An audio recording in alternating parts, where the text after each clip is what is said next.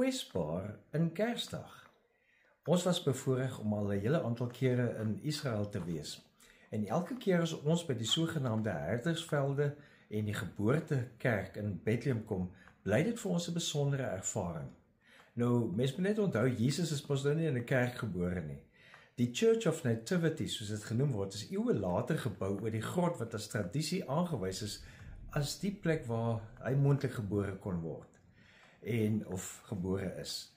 En die herdersvelde in Beit She'ur wys die tipiese grotte wat destyds deur herders gebruik is om in te skuil. Dis eenvoudige en natuurlike woonruimtes wat juis die nederige konteks van die Kersverhaal onderstreep. En 'n mens kom elke slag weer aan die besef daarvan as jy in daardie plekke is. Nou op Kersdag self word ons herinner aan hierdie radikale beeld van kwesbaarheid.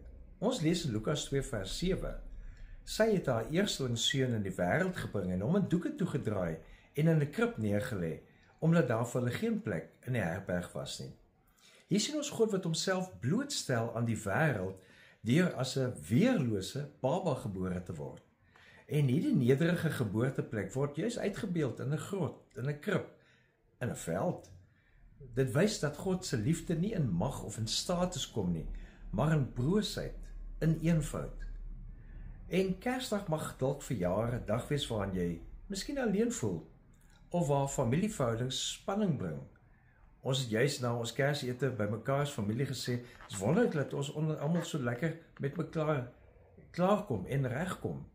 Maar om kwesbaar te wees, beteken ook om te erken wanneer dinge nie noodwendig so is nie. En dan deel mense jou gevoelens met iemand naby jou eerder as om dit weg te steek agter 'n glimlag. En so word die implikasies wat Kersfees bring, die implikasies van nederigheid, van hoop, van ware verbondenheid, iets werkliks, want dit word iets lewend in jou eie ervaring. Brené Brown beskryf dit as die geskenk van imperfeksie, onvolmaaktheid, die moed om te laat gaan wie jy dink jy moet wees en te omhels wie jy werklik is. Want wanneer jy jou broosheid deel, gee jy ander die kans om jou werklik te ontmoet, jou werklike self te leer ken. En dit bou verhoudings wat dieper en baie meer betekenisvol is.